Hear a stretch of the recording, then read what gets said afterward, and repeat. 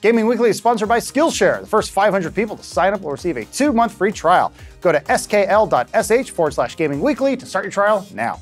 Hello everyone and welcome to Gaming Weekly. Yeah, that's right. This week we got impossible to play Battlefields, we got impossible to make Half-Lives, and we got impossible to please press con. This episode is almost as impossible as making money on YouTube. Hey, thanks Skillshare or whatever. We got sponsored, yeah. But really, Battlefield 5 is finally out.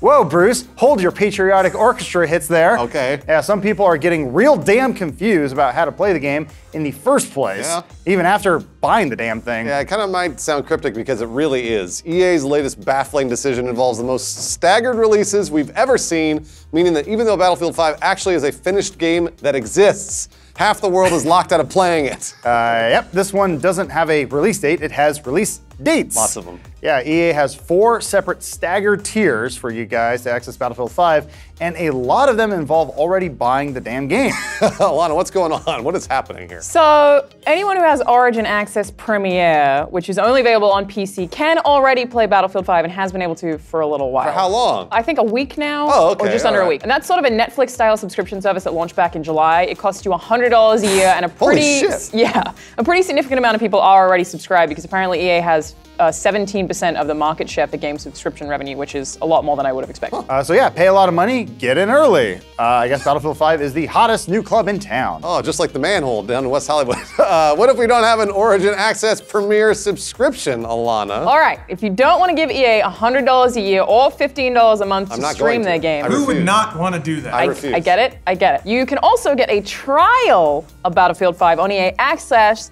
or EA Origin. Wait, hold on a second. Is EA Access and Origin Access the same thing? EA Access and Origin Access are technically separate services because one exists on Xbox and one exists on PC.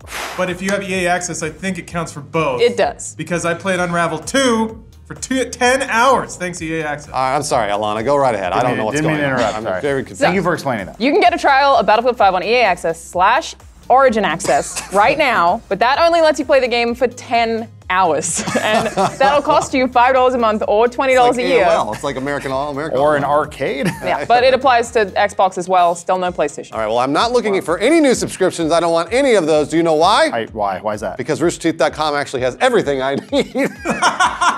Thanks, Skillshare. Please buy merch. So I guess the question is, when can I just play the regular old game the same time as everyone else, the same way we did back when we played Hoop and Stick? Okay, hold up. We're not there yet. How about almost got him. First, I tempt you with the deluxe edition of the game, which starts today and is also out finally on PS4. The deluxe edition is $80 and also comes with 5 sets of paratrooper outfits, special assignments, and 20 weekly items with airlift. I don't care about any of that. I just want to play a $60 game, a $60 Battlefield video game like every other game, please. Please. All right, well, just wait until November 20th. You can even preload it now, unless you live in Europe, where you can only preload starting November 18th. Okay, I guess the question is, do release dates just not even fucking matter anymore? Like, what is the actual release date for Battlefield 5? What does it look like? It's super easy. It's November 9th or November 15th or November 20th. You also got to play it early via the beta if you pre-ordered it, not to be confused with October 19th, which was the original release date before they delayed it, probably because of Red Dead Redemption 2. It's super simple. What?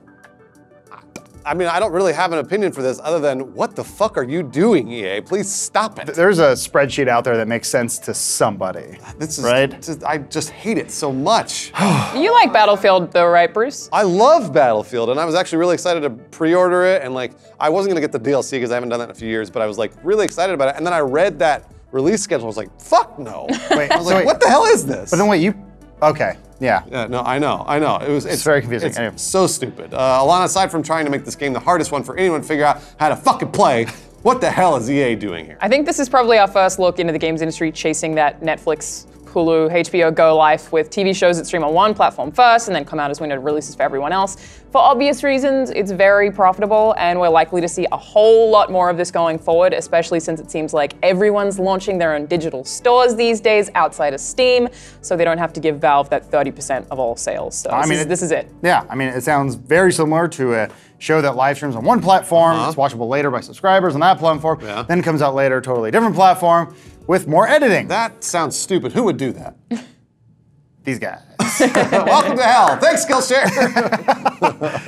Speaking of hell, we've just received a faint glimmer of hope from the video game void that is Valve Software. Oh, wow. So or whatever it does these days. That sounds really nice. Just like an old high school crush who drops a favorite on your tweet once every 2 years. Fuck that. Half-Life is back to give us false hope and break our hearts yet again. Yeah, Told you it wasn't dead. You owe me an apology. That was years ago, James. What the fuck? settle down. told you. Settle down, one guy still making videos about Valve. Next you'll tell me PT's coming out for Xbox. It's on PC now. Someone remade it. That's where we're at. Me and Valve News Network, we caught up yesterday. Oh, you did? You guys best friends? He's doing great. Is he? It's never been better, let me tell you. For those of you with memories not fried by Fortnite and vapes, might remember. That's literally nobody. Well, yeah, I mean, Sugar Pine, yeah, whatever.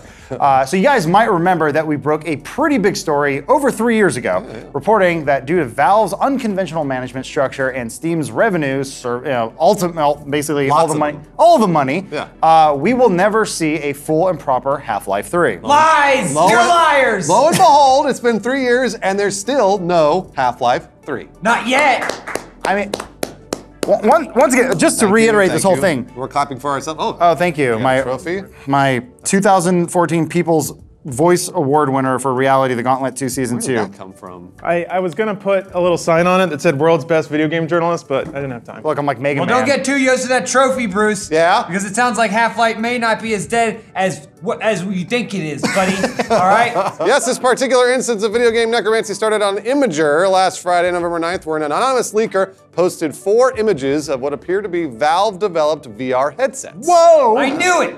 Well, that's not Half-Life yet, buddy. It might be something. Anyway, 2 hours later, the leak took off thanks to a post from Reddit user 2Flock on the Vive subreddit. Yeah, the story builds from there, with Upload picking up the rumor a day later on November 10th, adding in other details, including the tidbit that the Valve-developed headset will launch with a prequel Half-Life game rather than a full sequel a la Half-Life 3. Okay. Counts! I mean, not really. That counts. That's not Half-Life. I mean, what would a prequel be? Is it like Gordon Freeman in college?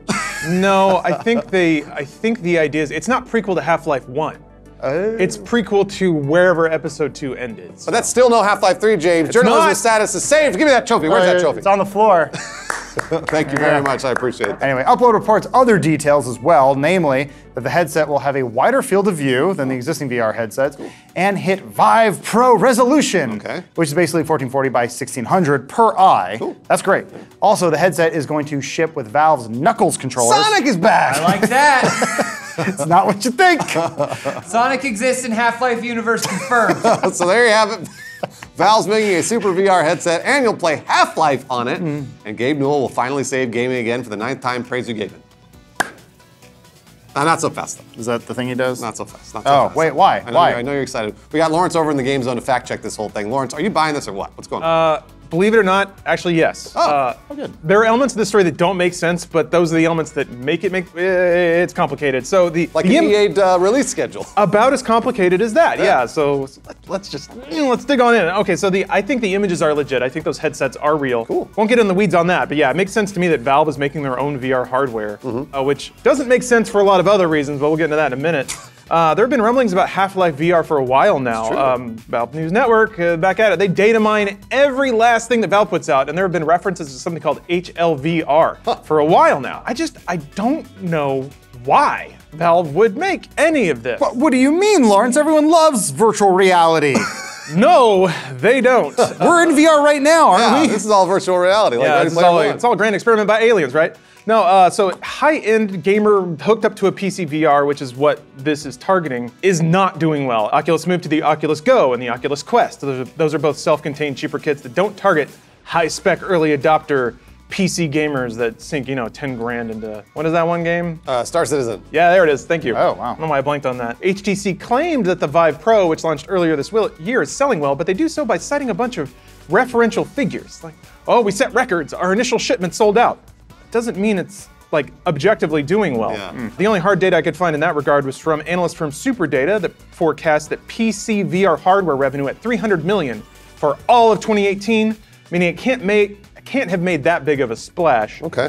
Just for reference, Sony brought in $887 million in the first quarter of 2018 off of PlayStation 4 sales. Oh boy. I mean, overall, yes, it sounds like rough virtual waters. Definitely. But I mean, it's early, right? Come on, early after VR. Yeah. Woo! It gets worse. God damn it. all right. It gets worse. All right, so there's very little money in PC Stormtrek VR games, the software side of it too, which means nobody wants to make games for the damn thing because they don't sell. Again, sourcing SuperData's info here, VR games revenue hit $100 million in 2016. That's when it was just hitting. $400 million in 2017. Tripled. Seems good. $500 million in 2018. Oh, that's So, not good. and again, for comparison's sake, and yes, this is a big game, but Black Ops 4 earned $500 million in its first 3 days of sales. So if nobody's buying VR headsets and nobody's making games to them, why would Valve make another one? Ah, yes, that's the million-dollar question, which is funny, because that's probably about all the money Valve's ever going to make on this thing. As near as I can figure it, That rich, Multi-billion-dollar yeah, cover. take that, rich people. you're gonna have to be pawning that knife collection soon, huh?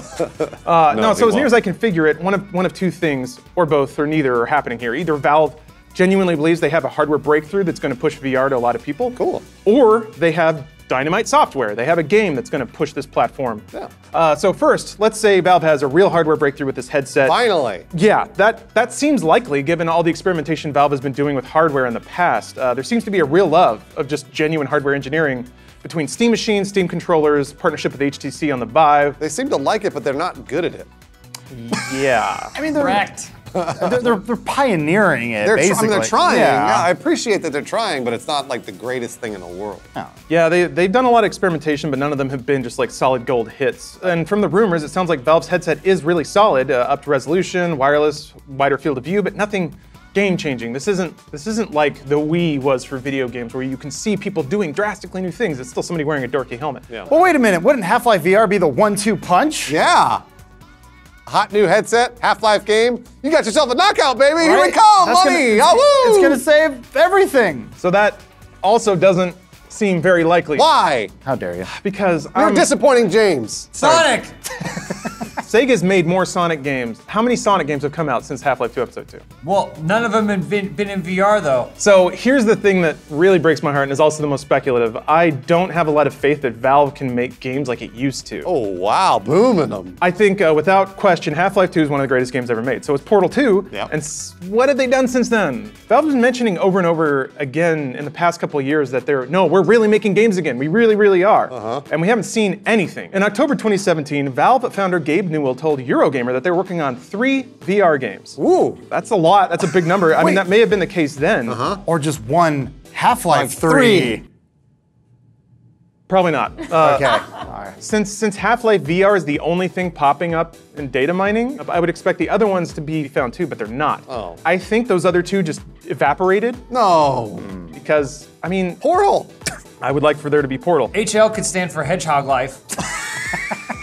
Now we're talking. See, here's the thing. I want to be wrong about that. Valve, please prove me wrong. Hit me with 3 hot-ass, long, gamer game VR games. I think they're gonna surprise you and throw egg all over your face. I mean, even then, Fabergé egg. Half-Life's not a thing anymore. It's just not. Half-Life hasn't been out for over a decade. And you can't put something to bed for 10 years and expect people to care about it again. I still care. I do too. I do too. Who's going to pay, and this is total off the cuff number, but who's going to pay over $500 to play a shooter that hasn't come out in a decade? Yeah, that's valid. Who would pay $800 to play a new Duke Nukem game? Nobody. Hold on, are there boobs? Is Sonic in it? Yeah, is Sonic and Nukem? Together at last.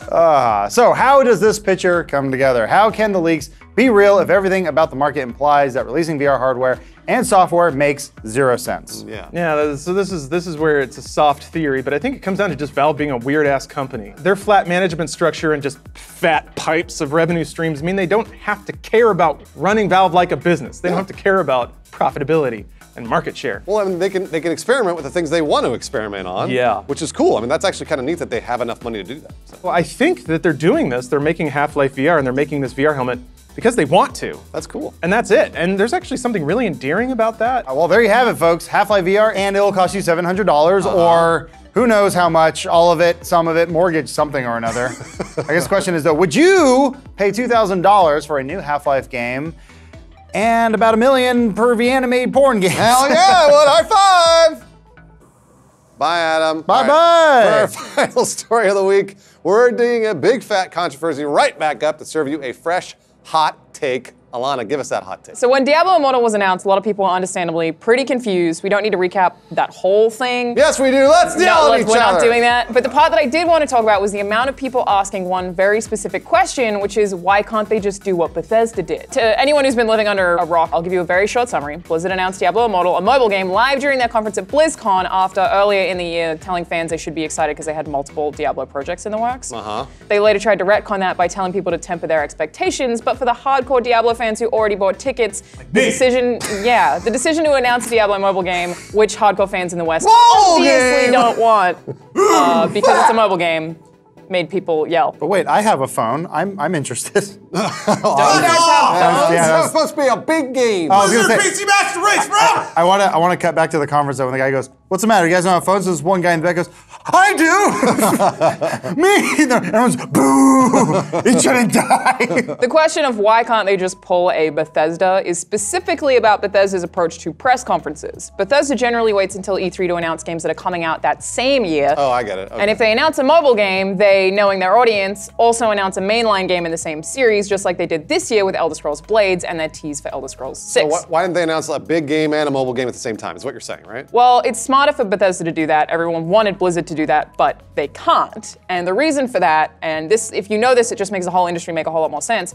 is because Bethesda is a privately owned company. They are not publicly traded, meaning they don't care about the stock market. They're owned by ZeniMax, a private company. Activision Blizzard is publicly traded, meaning the company exists on the stock market and has to please investors in order to maintain or increase in value. It's not just profits that drive them. Blizzard has to please the investors, and Bethesda does not. I was unaware. That's actually true? ZeniMax is a private company? They're not? Yep. They're not That's why they can do whatever they want in press conferences and why they're kind of always I assumed Todd had all sorts of stock. That's why they're the only company that makes games like Wolfenstein. No one makes single-player shooters anymore, but Bethesda still does because they can, because they don't have investors telling them not to. And Activision's stock is currently tanking, by the way. Yeah, that's likely because of Destiny 2 not meeting expectations and Black Ops rather than because of Diablo Immortal, like a lot of people assumed. It's been a bad 2 weeks. Honestly, the way that it just functions for publicly traded companies is that gamers don't matter that much, unfortunately. Stocks do. Rise up, gamers! I know, it's very sad. I need to go home. Meet me on the street. We're gonna go to GameStop. I need to get on my computer and rise. If China still buys it and spends a lot of money on microtransactions, it doesn't matter that anyone was mad during BlizzCon. Where's Witch Doctor, Alana?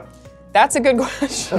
China's racist. Why is it Finn on the poster? And a bigger part of that is that King is also part of the same brand, and King makes so much money off mobile games. So when you look at it, Activision and Blizzard are actually competing with King and not just competing with everyone else in the games industry. So it's just kind of a mess. They're competing with their own company's stocks and being held to King standard rather than competing with other games or with what gamers want or whatever. So that means the timing of things is different. Bethesda can announce games late or early or kind of whenever they want to because they aren't beholden to the stock market. Todd Howard's a rogue. Wait! What? Hey, We Todd can do Howard. whatever we want because we got oil money paying for I our didn't know he games. was in the set. I had no idea he was here. He was hiding behind something. I've been living here for weeks. Todd, Glad the show's back. I don't understand. Todd, wait a minute. Hold on a second. So you just get to announce whenever you want. How does that make you feel about Blizzard? Who? We don't have blizzards in Texas. I think they do, Bethesda, actually. Maryland. I'm pretty sure they do. Do you work remote now? Blizzard's a Todd? video game company. That's where the oil comes from. ZeniMax is an oil company. Always has been, always will. This episode of Gaming Weekly is brought to you by Skillshare. Skillshare is an online learning community with thousands of classes in design, business, technology, and more. Premium memberships give you unlimited access to high-quality classes on must-know topics, so you can improve your skills, unlock new opportunities, and do the work you love. Skillshare is also more affordable than most learning platforms out there. An annual subscription is less than $10 a month. Since Skillshare is sponsoring this video, the first 500 people to use the promo link in the description will get their first 2 months free to try it out, risk-free. Just a heads up, if you don't cancel by the end of your trial membership, they will enroll you in the annual subscription, so keep that in mind as you evaluate the service. Go to the link right here and start your free trial now. Yeah, it's also in the description. Click it. And that's it for this week's episode of Gaming Weekly. We'll see you all next week. And just a heads up, we will all be at home, gorging on turkey, playing Battlefield, playing Red Dead, gorging on more turkey. So just so you know, next week's episode will be pre-recorded. Okay. So everyone out there, enjoy your Thanksgiving, and if you live somewhere else, do whatever else you do. Merry Thanksgiving, everybody. I'm sure there's some prime minister they love. right? So you did a great job on this. Oh my gosh. And then- And John Smith did the editing, Yeah. yeah. Oh, what a gala event. Every time someone donated $420, we took a hit. we had to take another Yeah. big shot. I think it That's was a an lot of emergency money. wheel spin. It was a lot of money. Yeah. Yeah, that was the joke. Was we're like, no one will ever do this, and someone donated 5 times. Oh, yeah. Wow. Regulus donated like $500. Because Regulus is a Yeah. billionaire.